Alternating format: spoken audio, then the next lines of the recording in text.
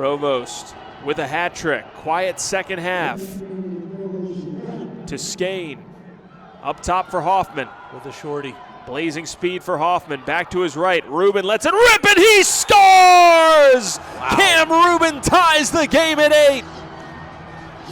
Overtime lacrosse coming your way. Dartmouth is ranked for the first time since 2007. They haven't beaten Penn since 2012. They haven't beaten Penn here since 2005. 20 years ago was the last time that Dartmouth was able to down Penn in Philly. Will it happen here tonight? Dartmouth trying to come up with the face-off win. They're not able to do so. McMullen, honorable mention All-American in the preseason, lost the ball. It's on the ground.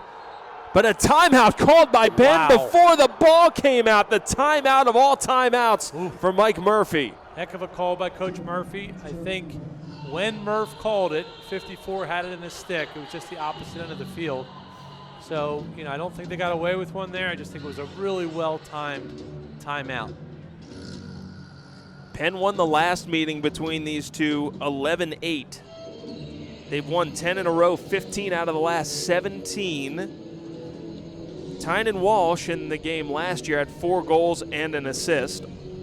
Almost a year to the day as they squared off on March 23rd of last year.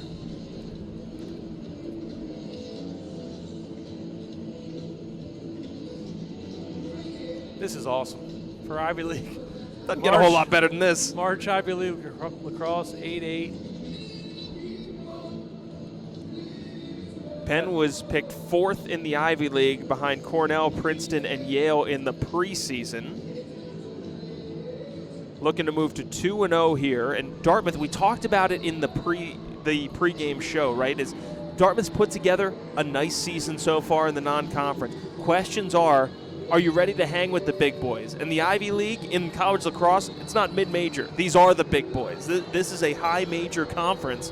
And Dartmouth, despite being ranked 20th, now has to answer that first litmus test question, can we hang with Penn? That answer is yes. Next question, can we beat them? That's right.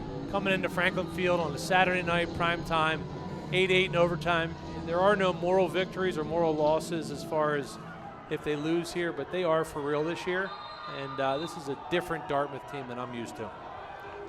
Leo Hoffman getting things rolling. Has had an absolutely fantastic night for the sophomore. He's got the exact matchup he wants. Early slide coming, and it just depends where he's going to move it. Hoffman dumps it behind.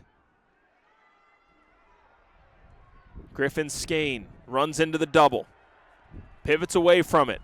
This is looking good for Penn if they can capitalize. Yeah, Dartmouth is a little out of sorts there. It looks like they've recovered. Now a shot from Rubin, bounced it past the pipe. He doesn't normally go to his right, but they were really shading him so much he couldn't avoid it. He's really added that to his bag. He scored some beauties right-handed. Really nice take. Minute gone in overtime. Fed across, the knock.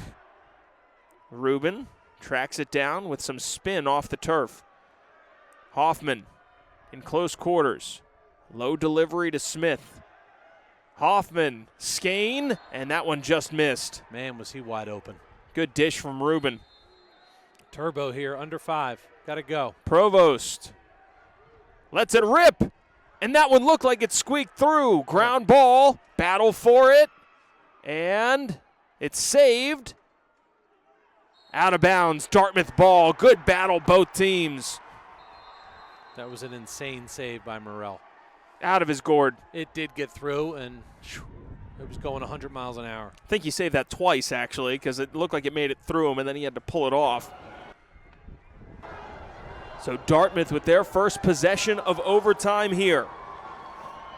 Ben DiGiovanni here, and we'll see if Dartmouth calls their timeout. Yep, they certainly have it. Again, Irwin will assess the matchups. Sometimes you just tell them to go. Looks like they're going to call it.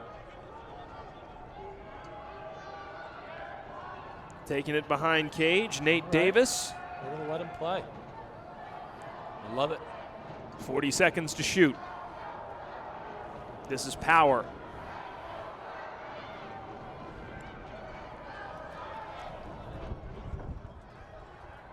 Little set play inside there. Smart decision there by 22. Alex Jesse, the freshman, being watched by Pacheco. 15 to shoot. Jesse shoots and scores! Wow. Dartmouth downs Penn at Franklin Field.